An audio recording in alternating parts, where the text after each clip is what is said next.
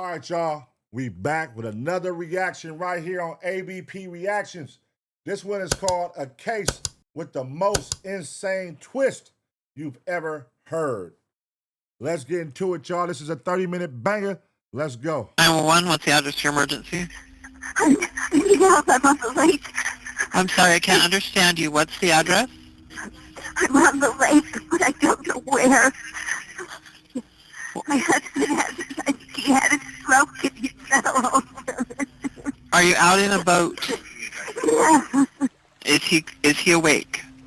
No, he's Okay. in the water. He's in the water? He's gone. I've been looking for him for hours. At some point before this 911 call, a tragic accident occurred. Lori Eisenberg's husband Larry disappeared into the freezing water.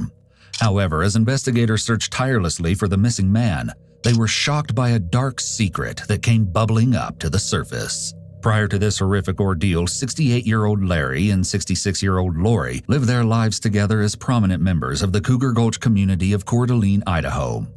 Larry and Lori each had several children from previous relationships, and those close to the couple reported that they never argued and were always complimenting each other. Wait, what the fuck? Is that a bear in the background? Just a random ass bear. See, I'm not used to the outdoor shit. I'm not used to seeing bears and shit. I'm like, wait, is that a fucking bear just sitting in the middle of the fucking water? That's crazy. All right, let's go. This detail makes what happens next all the more heartbreaking. On the morning of February 13th, 2018, Larry and Lori set off for a sunrise boat ride on Lake Coeur d'Alene. But before departing, Larry sent his daughter a photo of the sunrise. Larry also messaged one of his good friends that morning and mentioned not feeling well enough to fish. However, the couple still went ahead with their plans. Then, just a few hours later, the Kootenai County Sheriff's Office received that frantic 911 call at 10:25 a.m. Are you out in a boat? Yeah. What? Yes. Lori's voice sounds panicked. When someone is in fight or flight mode, respiration increases and mucous membranes dry up. This dryness includes the vocal cords, which can affect the sound of someone's voice. Then Lori gave the operator more information about what had happened to her husband. He was driving the boat, and he stood up fast, and he said that something's wrong with the motor. And so then he unzipped the cover thing and went to the front of the boat. He turned towards me to say something about the electric motor, and he and he fell over. The majority of the chilling body cam footage in this case has never been seen before. The footage has been analyzed by a qualified team, including a licensed attorney and former criminal prosecutor, and a former licensed professional counselor. Officers arrived at the closest shoreline just after 11 a.m. and sent a rescue fireboat to retrieve Lori and bring her back to shore for medical attention. Deputies pressed Lori for any information she held regarding Larry's last known location. Hey, Lori, my name is Deputy Bauman. I'm with the Sheriff's Office. I'm just going to try to ask you some questions so we can kind of figure out where to go from here. Okay? Can you tell me, how'd you get the bloody nose? I fell down. You fell down. So okay. she fell against the door. I was trying to grab him. Okay. Can you tell me about how far you were when he fell in? Closer to this side, I think. Okay, closer to this side. Okay. Did you see any houses or big trees or landmarks? In the water. Okay. I don't know. I'm getting weird vibes from her. I'm getting weird vibes that she got something to do with this shit. You know when them motherfuckers be trying to be like overly like, it's like, you're doing too much. I don't know. I'm getting weird vibes. Let's keep watching. It's okay. I didn't see. He said he didn't feel good and he was doing things weird, and then he went up to do the motor and the motor wasn't broken. It was the other motor. Okay. And then I said, "Why are you doing that?" And he turned to look at me, and his face just looked. Okay. It looked awful, and then it just started to fall, and I tried to get the door open and get to him, and I couldn't grab him, and I fell. Okay. Huh? Okay. Lori stated that she didn't call 911 until 1.5 to 2 hours after Larry fell overboard because she said she couldn't find a phone during that time. The distraught wife also claimed that Larry broke the ignition switch just before the incident, which meant that she had to manually get the motor running again. Then Lori said she zoomed around the area looking for Larry, but chose not to drive the boat back to shore out of fear that she'd lose track of the location, so instead she repeatedly honked the boat's horn in hopes of finding help. It wasn't until she retrieved a blanket to stay warm that she finally found Larry's cell phone and called 911. However, she said the phone fell into the lake after making that call. What? During this interaction, the officer noted that Lori's emotions regarding the help of law enforcement. Man, come on. All right. Come on. What? All that shit don't even make sense. The key broke in ignition. How the fuck do a key break in ignition? Like, what are you doing to break a key in ignition? Then the motor, you have to start it manually. Then you found his phone. You didn't have a phone for 2 hours, and you found his phone, and then you threw it in the fucking water. And you didn't fucking report it for 2 hours. It doesn't make sense already. Let's keep watching. Maybe I'm wrong. Appeared to be genuine, desperate, and appreciative. After leaving Lori with the medics again, the officer pulled aside another deputy and informed him that although this appeared to be a tragic accident, they still needed to investigate any possible foul play. Cases like this, even if there's some suspicious, we think there could be some, you always be some, and you always, real sensitive with these people when they're, because it could be just totally legit what they said, and it could be something totally different. The officer understands the importance of building rapport, as he would be more likely to get information from someone if they feel they can trust him. Officers also discuss the difficulty of finding Larry in the water based on the clothes he'd been wearing and their belief that he was likely already dead. Because especially after this long, but over 2 hours, we're in recovery anyways. She's right there. Oh, I think she knows at this point. I think so too, but just in case.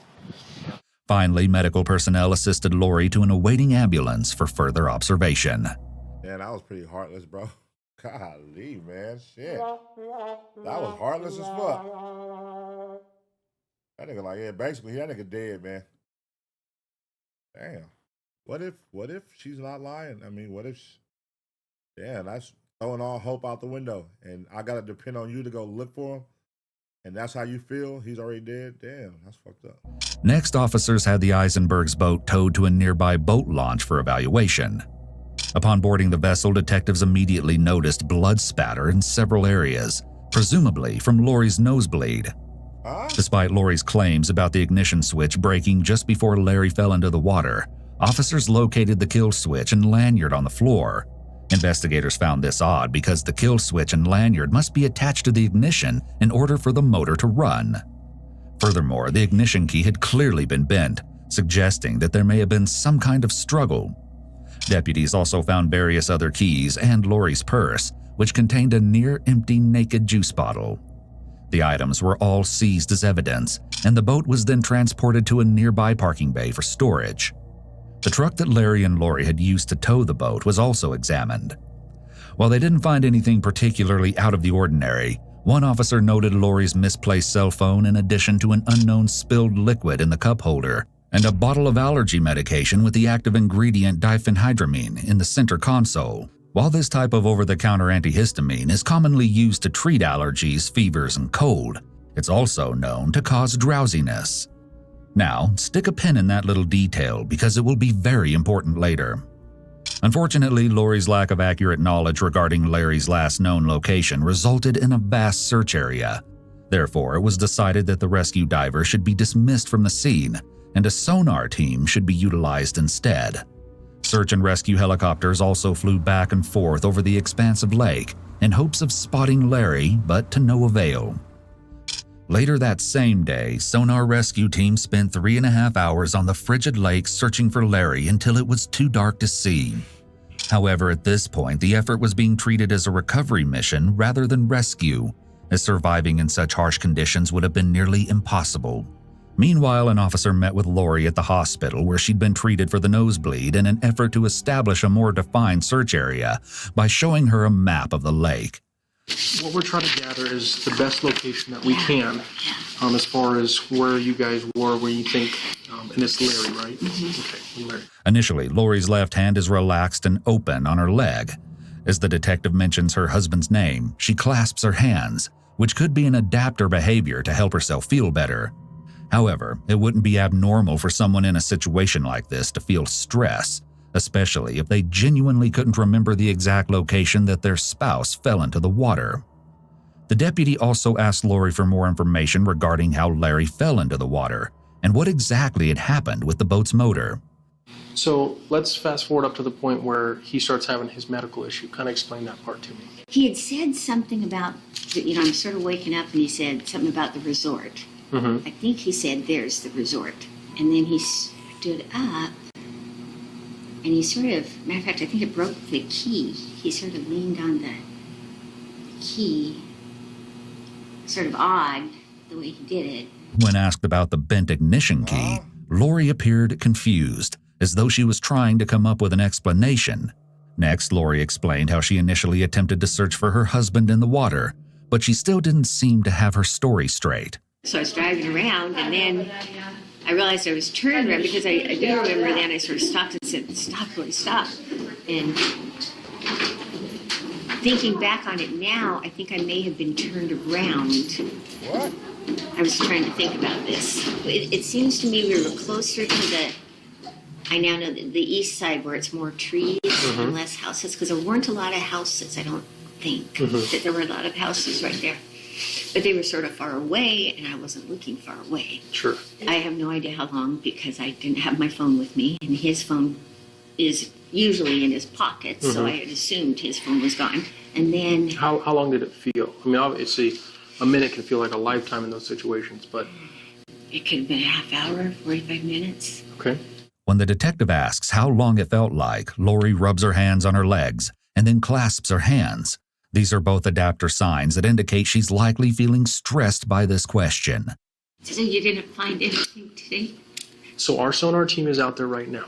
Okay, so essentially what happens when we have a big search area like this, our sonar team has to find him first before the dive team. So I'm a member of our dive team. Okay, so I will go get Larry, but we can't search an area like that because of the depth. As divers, we can't go that deep for more than about 6 minutes at a time. Lori is rubbing her hands together as she asked if they found anything, another sign of stress. Okay, so They paying attention to everything on her. I'll tell you one thing, if she didn't do it, they're making it seem like she has something to do with it off this video. Because right now, my little intuition that I had in the beginning, they got the same shit. They on her line. Now, what do y'all think? Y'all think she has something to do with killing her husband? Oh, man. they're in our impound lot, as well as your cell phone and the car keys, which were in the truck. Because this is a criminal investigation at this point, we have to keep those until we clear it up and say, okay, no foul play. That's our job, to make sure that gets done You have to correctly. keep my cell phone that whole time. Yes. 5 days later, on February 18th, 5 days. detectives called Lori and asked her to accompany the sonar team on the lake, as their efforts to locate Larry had still been unsuccessful. While she agreed, Lori couldn't recall any specific landmarks and seemed to offer minimal help to the searchers. This lack of information struck investigators as odd, but even more strange was her behavior. Throughout the search, Lori would joke around and laugh before suddenly breaking down into tears for no reason. The officer also noticed that she would abruptly stop crying to continue conversations. But of course, everyone grieves differently, so Lori wasn't considered a suspect in Larry's disappearance. Emotions are very complex.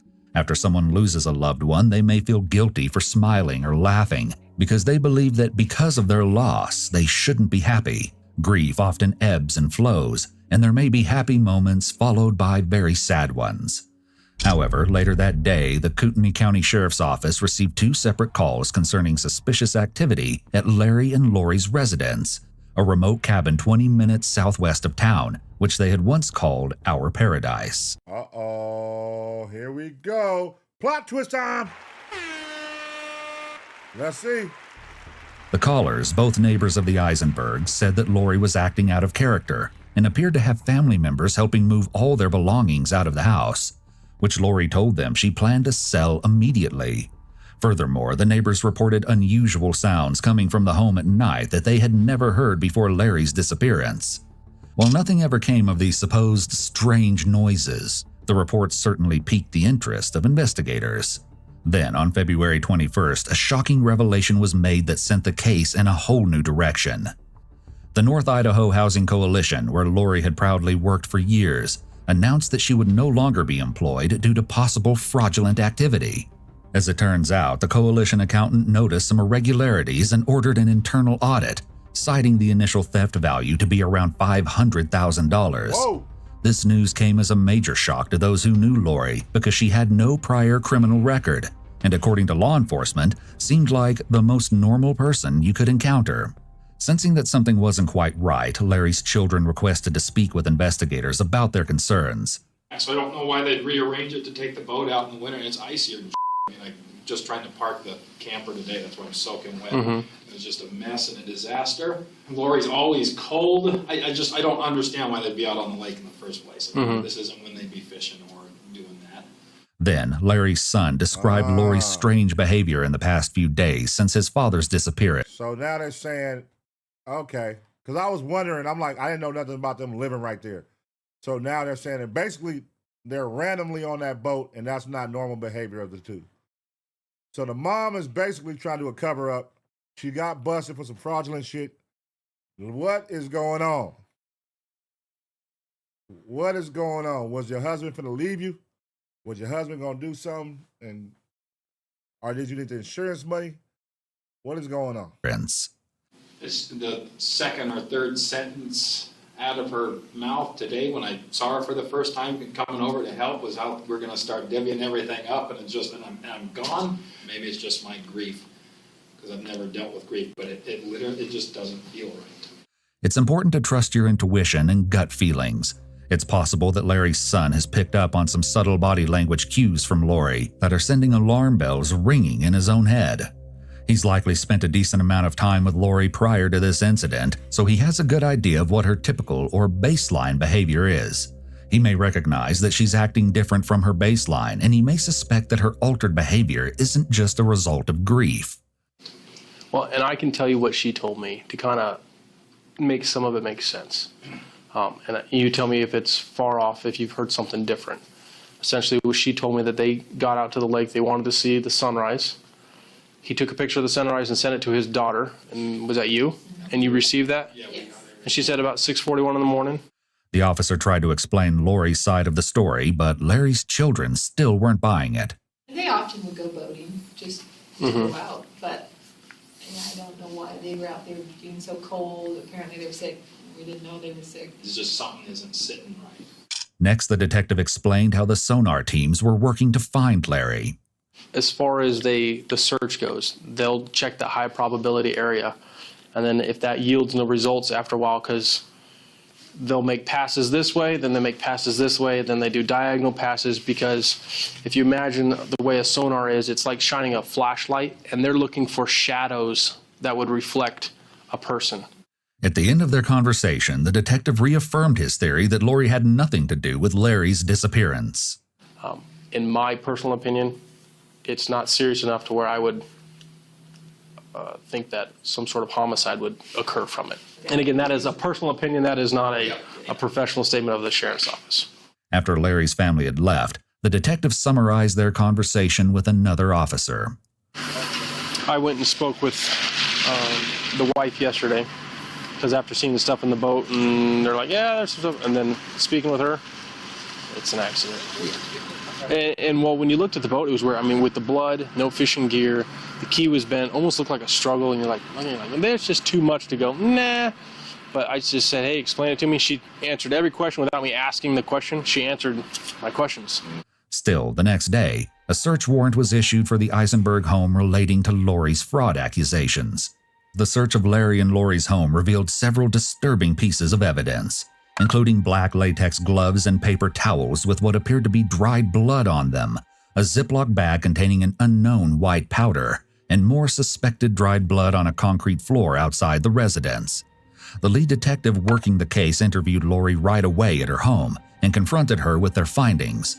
She claimed the blood they found on the gloves and paper towels was her own, but insisted that she had no knowledge of the other presumed bloodstains.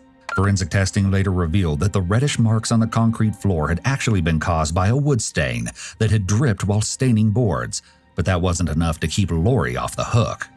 On February 27th, Lori was arrested without incident on 40 counts of forgery and 1 count of grand theft. Lori's bail was set at $75,000 and was posted the following day by one of her daughters.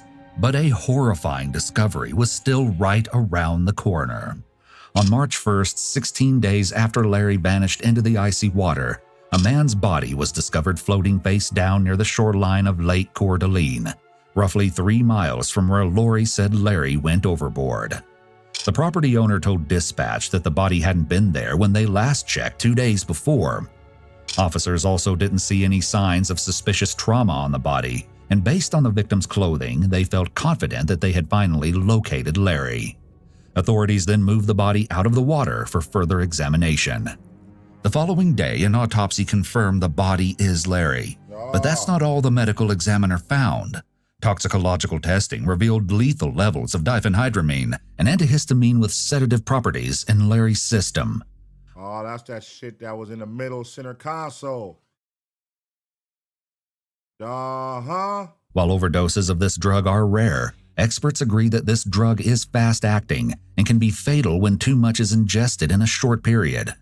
Moreover, the medical examiner's findings suggested that Larry had likely died before entering the water, as there were no signs of drowning or a stroke, as Lori has claimed. As well, his body appeared to have ceased metabolic activity before entering the water. Authorities chose not to release the autopsy results immediately, but in an earlier statement given to police, Lori mentioned that her husband took numerous pills each day and was often forgetful when it came to taking the correct dosage. It's possible that Lori was being honest about Larry's forgetfulness with his pills. An alternative theory is that she was providing this information in advance just in case his body was recovered and the drugs were found in his system. Lori also claimed that Larry had recently been feeling sick with flu-like symptoms, but no one else seemed to recall Larry being under the weather when speaking directly to him. The only time Larry mentioned being sick was in the text he had sent to his friend the morning he disappeared. Now, that's assuming the message had actually come from Larry, of course. A few days later, deputies interviewed Lori's son regarding some suspicious phone activity, and unlike Larry's children, he was very supportive of his mother. Despite not having Larry's cell phone, an expert analyst identified that it had last pinged off a tower near Lori's son's home after Larry's disappearance, which was odd given Lori said it had fallen into the lake on February 13th. Whoa. Still, her son denied ever being in possession of the device, saying, Whoa. "I swear on my life, on my children's life, I have no knowledge of that phone. I love Larry and I will do anything to help you guys." When someone makes such an extreme statement, such as swearing on their life, the life of a family member, or even referencing God, this can sometimes be an indicator of deception. They may be trying to convince you to believe them by attempting to dress up the lie. However, it's important to not take a single indicator as proof that someone is lying. You need to look at the whole picture, and multiple indicators, not just one. This type of language is also only a red flag if you get a baseline of how they speak normally. If someone uses this type of language when discussing innocuous things, it wouldn't be considered a red flag. However, if they only start adding this type of language during touchy topics, it would be something to pay attention to. Right. Then, around late May, Lori Absolutely missed 2 right. court dates related to the fraud case and was reported to be on the lam. As a result, a $500,000 warrant was issued for her arrest, with bounty hunters hot on her trail. Whoa. In the meantime, investigators continued Busted. questioning those close to Larry and Lori, and before long, cracks in their perfect relationship began to emerge. For example, one source remarked that while they appeared happy together, Larry had made several comments in recent months about Lori's excessive spending habits, specifically about how much she helped her children financially. Investigators also learned that Lori had a history of betrayal, as she had allegedly been unfaithful to her first husband with 3 different men, one of which was Larry. Not to mention her disloyalty to the Coalition Board of Directors, who had treated her very well over the years. Detectives also uncovered handwritten changes to Larry's will that had reportedly been made by Lori roughly a month before his passing. The modifications left 80% of Larry's estate to Lori's children and only 20% to his own biological children. What? Money, drugs, and love are the three most common motives for murder, and anyone with any of these motives in relation to the victim will be looked at closely. With Lori still on the run, authorities released. All right, I got a prediction. The son is in on it. Because why is the kids getting so much love? The son is in on it. Her son, her kids is in on it. That's going to be the plot twist here. Why does the son have the phone? Why did it ping by his house? That's going to be a plot twist here. The son did it. The autopsy results to the public and labeled the case a full-fledged homicide investigation. While medical professionals typically advise between 100 and 1,000 nanograms of diphenhydramine for adults, the report stated that Larry's body contained a staggering 7,100 nanograms of the drug at the time of his death. Authorities even interviewed Larry's doctor to see if they'd noticed any signs of an imminent stroke or other medical anomalies. Still, they reported he was the healthiest he'd been in his adult life. The doctor also commented that diphenhydramine would not have been prescribed or suggested to Larry, given his age. Based on all the evidence gathered, investigators theorized that Lori had sent Larry's daughter the text message that morning before poisoning Larry by mixing the drug in the bottle of naked juice found aboard the boat, although that assumption has not been publicly verified. Then, after succumbing to the effect of the diphenhydramine toxicity, he fell overboard just offshore from his recovery site. They also believed that Lori intentionally used the trolling motor to drive the boat away from that location before calling 911. The remaining question was, why? Neither possessed life insurance, so that was ruled out as a motive. However, detectives learned that if Larry died, Lori would become the benefactor of their estate, thus allowing her to pay the restitution required for her criminal theft. They also discerned from speaking with friends and family that at the time of his death, Larry didn't know what Lori had been doing at the North Idaho Housing Coalition, and that he would have been very upset upon finding out about her criminal behavior. Her alleged motive of financial gain was potentially confirmed when a source close to the family, believed to be one of Lori's children, told investigators that when they asked her why she had stolen the money from the North Idaho Housing Coalition, she stated, "I did it for you guys because I'm trying to help you guys out. What am I supposed to do when my daughters need help and are crying? I did it for you guys." Here, Lori is refusing to take responsibility for her own actions and instead is blaming her children. It's possible that she felt judgment from her kids about what she did, so she attempted to manipulate them into feeling grateful by claiming that she only took it for them. Finally, in July, after 2 months on the run, Lori turned herself into the Kootenai County Sheriff's Office. God damn, that bitch aged terribly. What the fuck happened to the other lady? What the shit? The Wicked Witch of the West face ass. Hey, how the fuck did she look like this now? What the hell just happened in 2 months? Shit. Believe she'd been staying with family in California during this time. Of course, investigators were eager to speak with Lori regarding the suspected murder of her husband, but they had to wait until the fraud case was settled in court. 6 months later, Lori entered a guilty plea to 3 counts of wire fraud and 1 count of federal program theft. She was sentenced to 5 years in federal prison. Following an extensive investigation, Lori's 4 daughters also entered guilty pleas for single counts of conspiracy to commit federal program theft. They were each sentenced to house arrest and probation, with over $50,000 to be paid in fines. Following her sentencing, Lori was interviewed about Larry's suspicious death, and detectives started by giving her a rundown of the story they had so far. You guys headed to the lake early that morning, got on the boat, as Louis had a stroke and then fell into the water. Is that fairly accurate as far as the course of events? Say it. Say it. Say it. I don't think I thought he had a stroke. I didn't know what was wrong.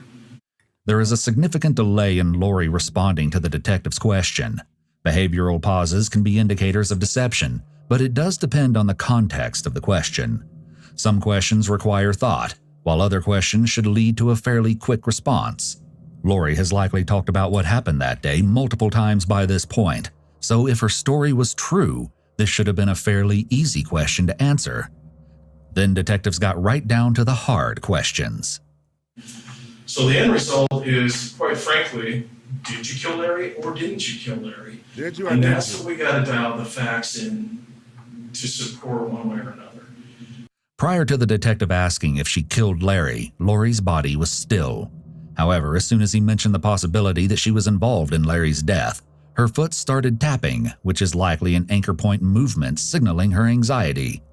When someone is sitting in a chair, their body is anchored to the floor in 3 areas: buttocks, back, and feet.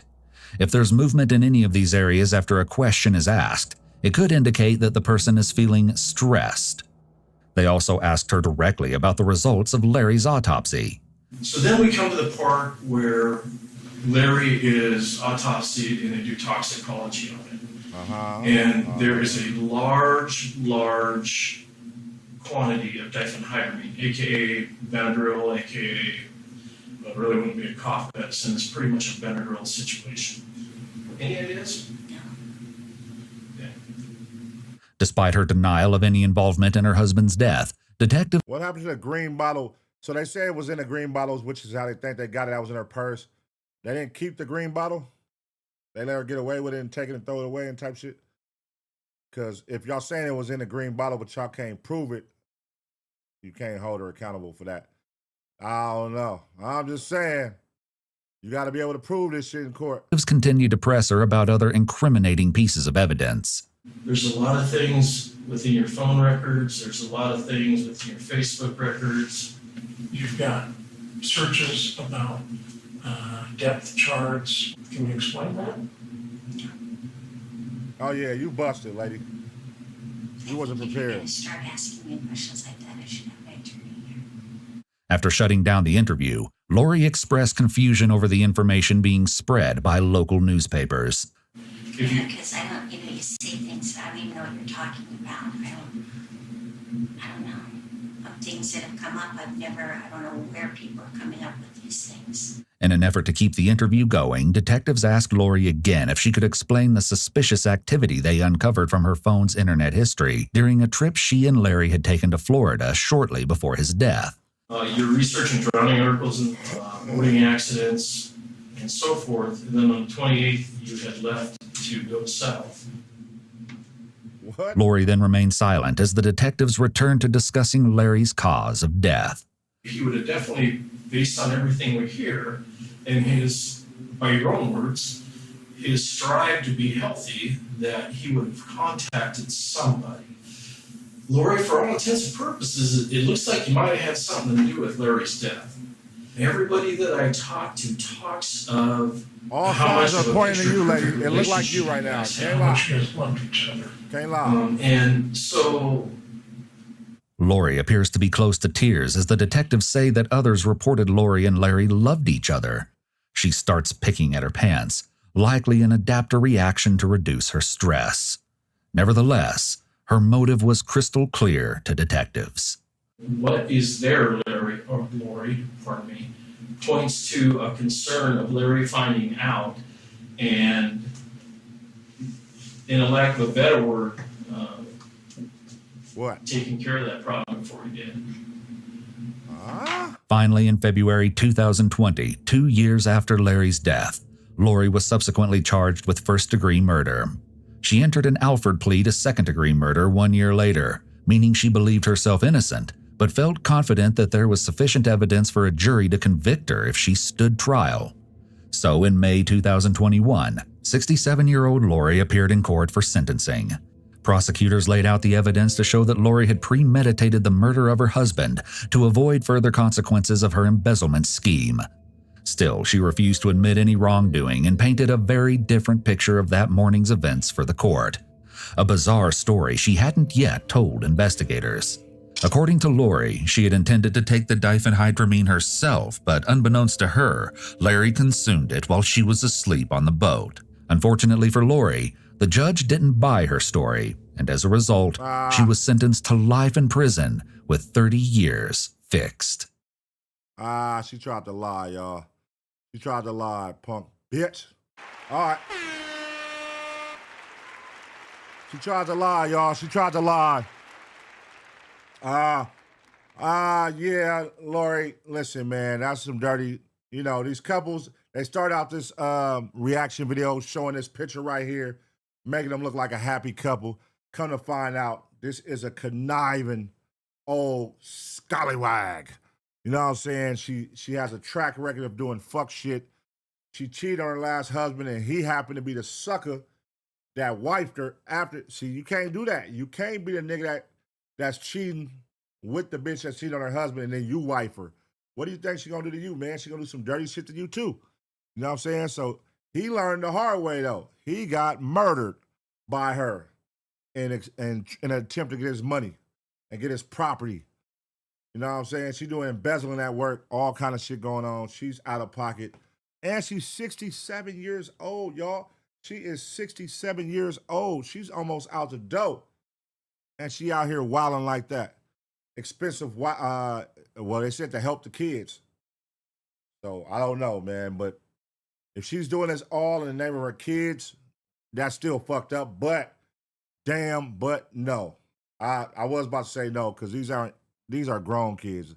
If it was like babies and she was doing this for her kids to survive, that still would be wrong. But these are grown kids. They should be able to get shit themselves. So you can't use that as an excuse to kill somebody. I'm trying to help my kids out. I need their money. Yeah, so let me know what y'all think about this one, man. What y'all think about this reaction? What y'all think about her? What y'all think about his actions? Let me know, man.